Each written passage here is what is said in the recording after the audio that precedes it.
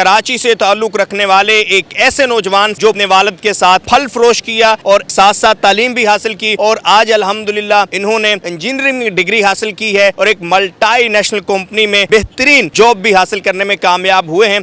Urdu point की videos देखने के लिए हमारा चैनल सब्सक्राइब कीजिए और बेल के आइकन पर क्लिक कीजिए ताकि आप हमारी तमाम आने वाली वीडियो से बाखबर रह सकें। अस्सलाम वालेकुम नाजरीन, उर्दू पॉइंट में खुशामदीद। मैं हूं आपका मेज़बान ज़ुहैब मंशा। हिम्मत करे इंसान तो क्या हो नहीं सकता और मेहनत में अज़मत है।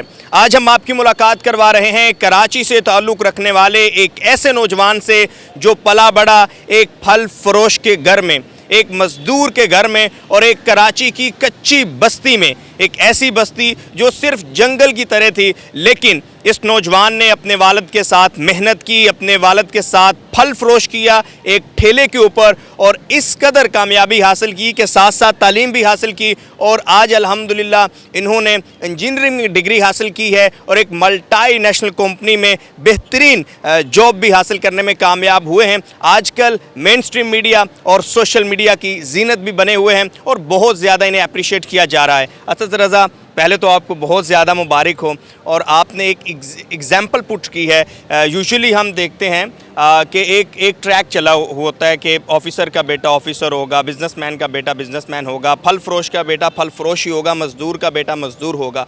आपने अपने वालिद साहब का हाथ बिठाया और आपने इंजीनियरिंग की डिग्री हासिल की और जैसे आप मुझे पहले बता रहे थे, आप पहले तो अपने इस सारे तालीमी करियर के बारे में बताइएगा। कहाँ से तालीम हासिल की, कैसे हासिल की, क्या क्या पापड़ बेले? पहले तो सबसे पहले मैं जब पैदा हुआ था तो हम ऐसे इलाके में आ गए थे, खुदा की बस्ती नाम है एरिया का ना, तो वहाँ पे जंगल टाइप था और वहाँ पे कोई स्कूल नहीं था। तो द सिटीजन फाउंडेशन ने वहाँ पे स्कूल खोला और वहाँ पे अब्बू को असल में शुरू से ही ना बच्चों को पढ़ाने का काफ़ी शौक़ था। वो तो फल फरोश करते थे क्योंकि वो किसी वजूहात की बिना पर पढ़ नहीं पाए थे खुद ना, क्योंकि घर में मसले थे तो वो खुद पढ़ नहीं पाए, लेकिन उन्होंने कहा था कि अपने बच्चों को सबको पढ़ाना है। तो माशाल्लाह से उन्होंने सब बच्चों को पढ़ाया और उस स्कूल में एडमिशन दिलवाया बच्चों का ना। फिर मैंने द सिटीजन फाउंडेशन से अपनी मैट्रिक करी पहले, फिर कॉलेज में अच्छा कॉलेज इनका कराची में एक ही है और उसमें पूरी कराची से बच्चे अप्लाई कर रहे होते हैं, तो काफ़ी कंपटीशन होता है और एडमिशन देना पड़ता है, फिर स्कॉलरशिप पे होगा नहीं होगा। तो फिर मैंने वहाँ पे अप्लाई किया, माशाल्लाह से स्कॉलरशिप पे वहाँ पे भी हो गया और फिर वहाँ पे भी बड़ी अच्छी लाइफ गुजरी कॉलेज में ना, वालिद साहब की मेहनत की वजह से और वालिदा की मेहनत की वजह से मैंने कॉलेज भी मुकम्मल किया। इंजीनियरिंग की डिग्री कहाँ से हासिल किया, कौन सी यूनिवर्सिटी से? बिल्कुल, जब मैंने कॉलेज कंप्लीट कर लिया तो अब यूनिवर्सिटी का होता है कि यार मैं क्या कौन सी यूनिवर्सिटी में जाऊँ, तो इंजीनियरिंग ही की में जाना था मुझे। तो मैंने इंजीनियरिंग जो है वो गुलाम इसाक़ खान इंस्टीट्यूट से हासिल करी है, one of the best institute of Pakistan. तो वहाँ से हासिल की, लेकिन अब मसला ये आ रहा था कि वो काफ़ी डिस्टेंस पे थी।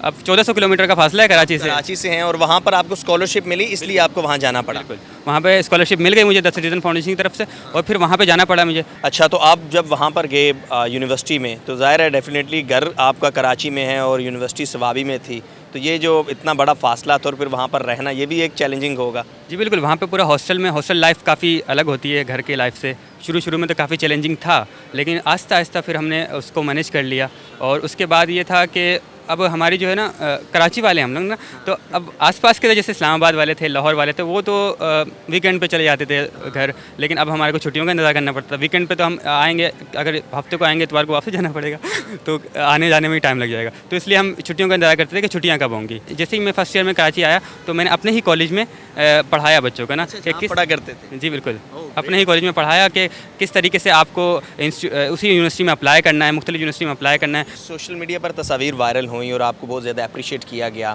ये जिस दिन कन्वोकेशन थी उसके बाद ये तस्वीर वायरल हुई थी? जी बिल्कुल, कन्वोकेशन के बाद ये वायरल हुई थी। इस तरह था कि कन्वोकेशन हो गई थी, आपने एक तस्वीर देखी होगी जिसमें मैं क्राउन में खड़ा हूँ और दूसरे में वालिद साहब के साथ हाथ बटा रहा हूँ। तो वो तस्वीर एक साथ जो है ना इसी फाउंडेशन ने वो अपलोड करी थी कि हमारी बच्चा इतना आगे निकल गया कि एक फल फरोश का बेटा इतनी बड़ी इंस्टीट्यूट से जो है वो इंजीनियरिंग की डिग्री हासिल करी उसने।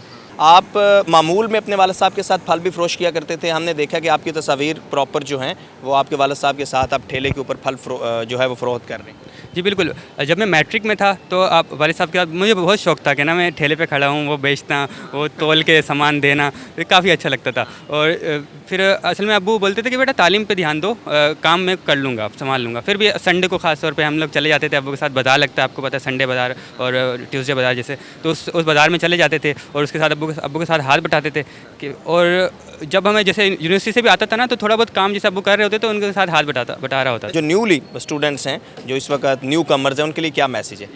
पहले तो मिडिल क्लास फैमिली के जो बच्चे होते हैं वो ज़्यादा आगे पढ़ ही नहीं पाते किसी वजूहत की बिना पे। अगर वो आगे निकलते भी हैं तो आगे जाकर उनको थोड़ी सी मुश्किलात का सामना करना पड़ता है, क्योंकि ओ लेवल फॉर एग्जांपल हम एफएससी से करके आए हैं, तो ओ लेवल ए लेवल के बच्चों से कॉम्पीट करना काफ़ी मुश्किल होता है। लेकिन अगर आपने अच्छे से पढ़ा हुआ है तो आप और थोड़ी सी मेहनत आप कर लें तो उनको भी कॉम्पीट कर सकते हैं। और ये भी होता है कि यार अगर किसी अच्छी यूनिवर्सिटी में हो गया आपका, तो वहाँ पे एलीट क्लास बच्चे आए हुए होते हैं या अच्छी फैमिली से लोग आए हुए होते हैं, तो आपको थोड़े से ज़्यादा कमतरी का शिकार हो सकते हैं। लेकिन आपने हिम्मत नहीं हारनी, आपने अपनी मेहनत जारी रखनी है। इंशाल्लाह अगर आप अच्छे ग्रेड लेंगे तो सब आपके पास आएंगे। और आपकी जॉब हो गई है, कहाँ पर हुई है? जी बिल्कुल, मेरी जॉब हो गई एक सॉफ्टवेयर हाउस में। मैं as a quality insurance engineer काम कर रहा हूँ, और ये लाहौर में है। आपके वालिदैन तो बहुत खुश होंगे। हाँ जी, काफ़ी खुश हैं। कोई भी शायद मेन स्ट्रीम पर इस वक्त आप छाए हुए हैं, तो ये जो फीलिंग्स हैं, इस फीलिंग्स को लेकर दोस्तों के, रिश्तेदारों के, फैमिली के क्या रिमार्क्स हैं? जी बिल्कुल, काफ़ी जो स्टूडेंट मुझसे रब्ता करते हैं कि असद भाई आपकी स्टोरी काफ़ी पसंद आई हमें और हम भी आगे पढ़ना चाहते हैं, तो वो जैसे जो भी एसएमएस करता है मैं उसको रिप्लाई करता हूँ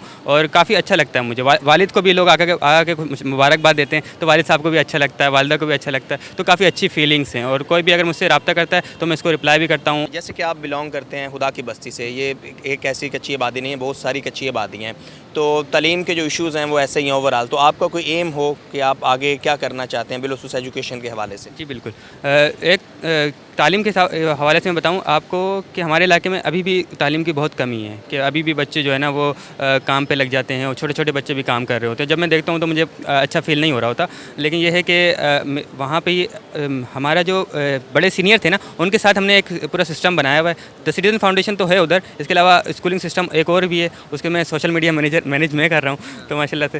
तो वो मतलब उसी को आगे बढ़ा के मुझे यही करना है कि मेरे एरिया में तालीम जो है वो हाँ, मुझे अपना कोचिंग सेंटर घर में खोलूँगा, क्योंकि मेरी छोटी बहनें भी पढ़ रही हैं, वो पढ़ लें, फिर वो कोचिंग सेंटर भी खोल लेंगे, साथ साथ वो पढ़ाई भी करेंगी, पढ़ाएंगी भी। जी बहुत शुक्रिया असद रज़ा। हमारे साथ असद रज़ा मौजूद थे और असद रज़ा ने एक ग्रेट एग्जाम्पल पुट किया, और आई थिंक जहाँ पर असद रज़ा जो हैं वो अप्रिशिएटेबल हैं, वहीं पर इनके वालिद साहब को सल्यूट किया जाना चाहिए, जिन्होंने फल फरोख्त किया, जिन्होंने मेहनत की, मजदूरी की और अपने बच्चों को पढ़ाया। अपने मेज़बान ज़ोहे मंशा को इजाज़त दीजिए। अल्लाह हाफिज़।